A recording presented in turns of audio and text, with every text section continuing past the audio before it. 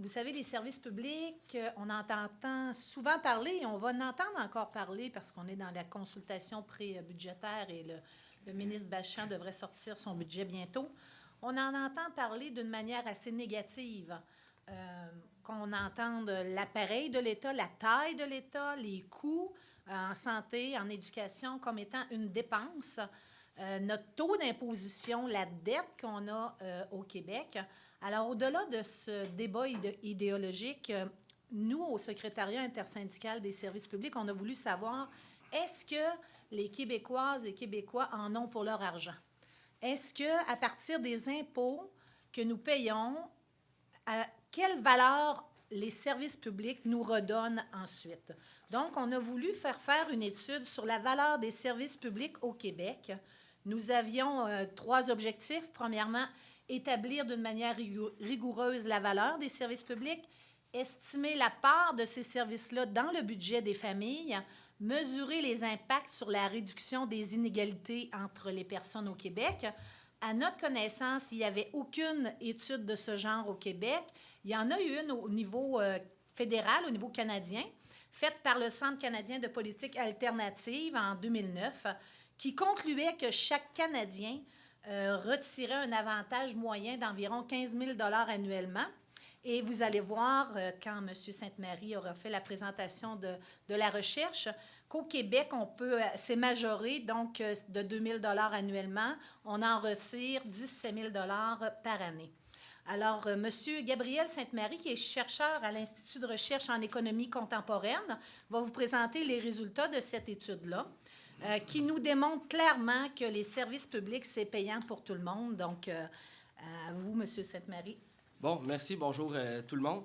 Donc, ici, c'est l'ensemble des niveaux d'administration publique, là, fédéral, provincial et local, là, donc municipal. Au total, on a retenu les données pour 2007-2008. Les dernières données disponibles pour Statistique Canada, là, qui en est à recalculer, à refaire, c'est avec des nouvelles normes du FMI.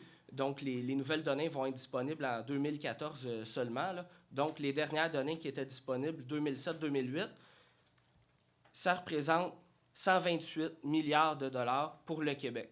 Ce que le fédéral dépense au Québec, ce que le provincial, ainsi de suite.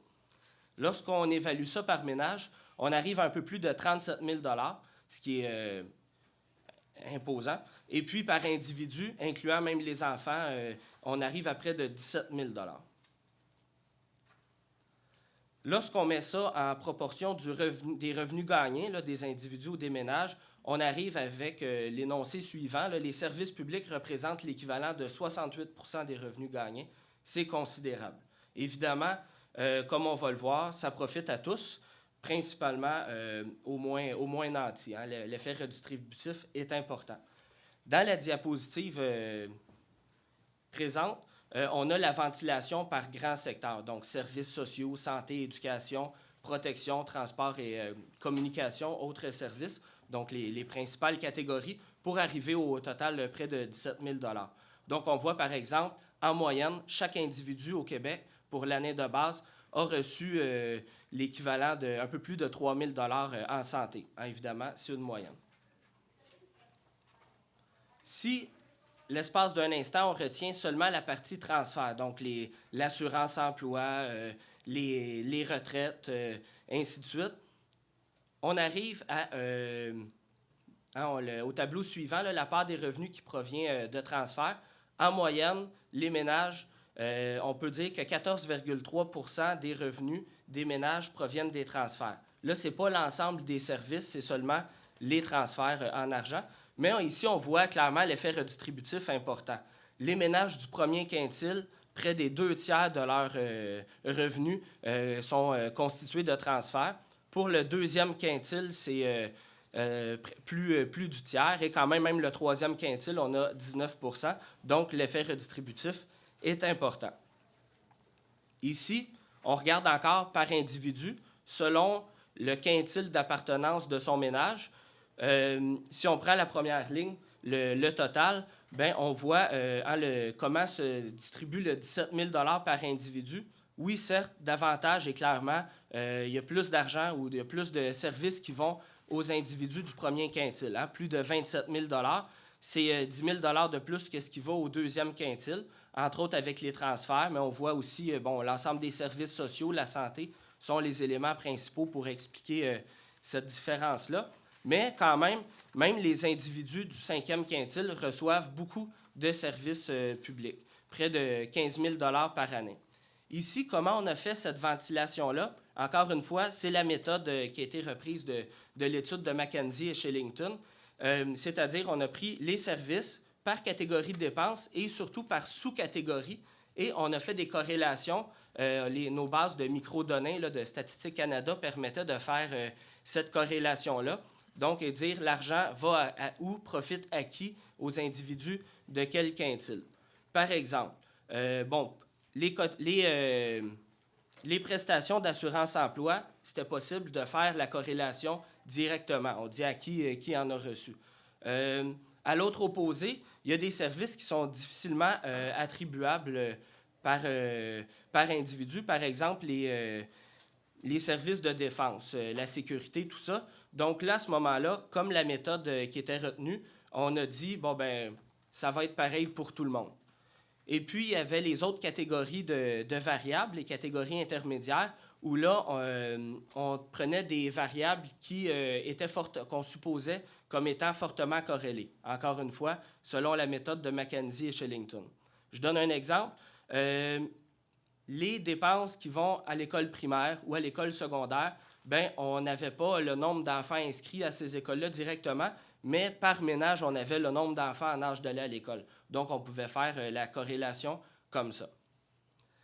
Je rappelle, quand on arrive aux 17 000 $ par individu, 37 000 $ par famille, comment on a fait ça? On a pris les dépenses du gouvernement, on enlève les intérêts sur la dette, on dit, à ce moment-là, on les a sortis là, des services, puis on divise par la population. Donc, ça, c'est la méthode qui a été retenue. Là, évidemment, notre premier réflexe, comme pour les auteurs canadiens-anglais, ça a été de dire, oui, mais il y a une part de ce montant-là qui va quand même aux entreprises. Donc, on voulait quand même tenir compte des entreprises. D'ailleurs, le dernier chapitre de l'étude là, porte sur ce sujet-là. Mais on a quand même pris l'ensemble des dépenses, des services, par individu, par ménage, par famille économique, et puis pour évaluer cette ampleur-là. Et puis, il faut comprendre, les dépenses en santé, en éducation, en sécurité, ça va, mais à la limite, il y a une petite partie, même les subventions aux entreprises sont prises là-dedans. Ça, il faut quand même mettre ça clair. McKinsey et Shillington défendent ce choix en disant, premièrement, la ventilation, quel dollar qui va aux entreprises et aux individus est très difficile à faire. Par exemple, $1 en santé profite aux individus ou aux ménages, mais indirectement aussi aux entreprises. Hein? Quand on prend les classements de compétitivité des pays pour les entreprises, par exemple, KPMG, ils prennent en compte le fait qu'aux États-Unis, l'entreprise, quand elle a des employés, doit payer une partie de l'assurance santé. Donc là, je reviens à notre étude. Indirectement, on dit, même les subventions ou les avantages accordés aux entreprises, indirectement, ça bénéficie aux individus en ayant une plus grande attractivité de ces entreprises-là. C'est quand même marginal. Hein, on voit les principaux postes, là, services sociaux, santé, éducation. Hein, c'est vraiment dans une sous-catégorie de autres dépenses qu'on pourrait, qui viendrait... je m'attarde un peu là-dessus par souci de transparence, de rigueur et de clarté. Dans le tableau qui suit, on a les revenus moyens. Ici, on présente par décile des ménages, revenus moyens et taux de taxation. Ça, c'est le taux de taxation global qui prend en compte les niveaux du provincial et du fédéral. Donc, on voit, si on part du premier décile jusqu'au 10e, on a même mis le 1 %, là, c'est qu'on entend souvent parler là, du 1 % de ce temps-ci. Donc, on a les données, on a le revenu moyen et le taux de taxation, qui inclut TPS, TVQ, les taux d'impôt et tout. C'est les taux effectifs. Encore une fois, c'est les données de Statistique Canada. On se rend compte, avec le graphique, que oui, il y a encore notre système fiscal a une progressivité dans l'impôt, dans la taxation globale. pour vous le voir, on peut comparer les bandelettes noires des grises. Si on avait un système vraiment proportionnel, là, tout serait à la même égalité. Là, on voit, par exemple, le dixième décile, la bande grise, là, on voit, il paye plus d'impôts que la part de son revenu. Mais quand on regarde pour l'ensemble, ça demeure marginal. Il y a une progressivité, mais ce n'est pas immense. En particulier pour le 1 le plus fortuné des ménages. Là, on a ils accaparent un peu moins de 10 du revenu et ils payent un peu plus de 10 du revenu. Donc, avec les tableaux qu'on vient de voir, on voit tous les quintiles, tous les déciles, tous les ménages reçoivent une part importante de services. Il y a quand même une redistribution là, particulièrement pour ceux du premier quintile. Hein, ils reçoivent un 10 000 $ de plus par individu, c'est clair, mais tout le monde en profite.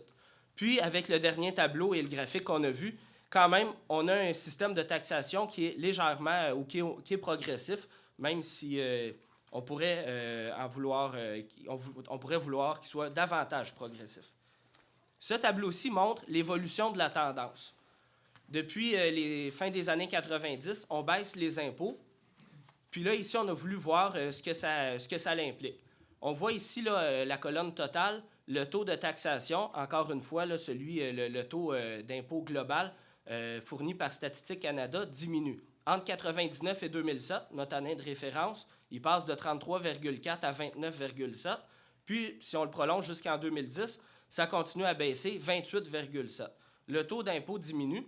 Si on fait une analyse par quintile, on voit que c'est surtout les quatrièmes et encore plus le cinquième quintile qui en profitent directement. Mais ce qu'on oublie de dire, ou ce qu'on entend très rarement, ce qu'on a voulu mesurer ici, c'est qu'en contrepartie, on paye moins d'impôts, mais on a moins de services. C'est ce qu'on a mesuré dans le tableau qui suit. Donc, diminution des dépenses publiques issues des baisses d'impôts. Dans l'autre ligne en dessous, c'est les gains liés à la baisse d'impôts et de taxes. Puis, on a l'impact net. Donc, on voit premier, deuxième, troisième quintile, ils perdent. Quatrième, ils gagnent un peu. Le cinquième quintile, ils gagnent beaucoup. Donc, l'impact des baisses d'impôts avantage les ménages provenant de milieux aisés, hein, principalement du cinquième quintile, et affecte les ménages des quintiles inférieurs. Donc, il y a eu une baisse d'impôts, puis donc moins de services, moins de redistribution. Les mieux nantis, ils gagnent, les autres, ils perdent. Ça, c'est ce qui ressort de nos études. Donc, ce que je disais, les baisses d'impôts et de services ont réduit l'effet redistributif de l'État. Les quatrième et cinquième quintiles y ont gagné. Les trois premiers y ont perdu. Bon, dans un autre chapitre, on a voulu faire cet exercice-là par sexe. Femmes, hommes. Bon, encore une fois, ici, on voit l'effet redistributif de ces services-là, principalement avec les services sociaux et la santé, encore une fois. Les femmes ont un 2 000 non pas 2 000 1 200 $ de plus que les hommes. Bon, elles gagnent moins de revenus et en moyenne, là, et en contrepartie, elles reçoivent plus. Donc, il y a un effet redistributif encore ici. Évidemment, à mesure qu'on baisse les impôts, on baisse les services, il faut s'y payer par soi-même, bien, l'effet redistributif s'en va. L'étude est vraiment claire, démontre que les services publics, ça contribue au bien-être de l'ensemble de la population au Québec, que les services publics également repoussent les limites de la pauvreté et permet l'égalité des chances. Et couper dans les services publics affecte les familles de classe moyenne et contribue à les appauvrir. Et quand l'Institut économique de Montréal nous indique que le petit Émile doit 28 000 $ à sa naissance, il omet de dire qu'Émile va recevoir 17 000 $ par année de services publics. Donc, couper dans les services publics, ce n'est pas une bonne chose. Et on va le rappeler au ministre Bachand, nos services publics doivent être vus comme une richesse collective et non pas comme une dépense.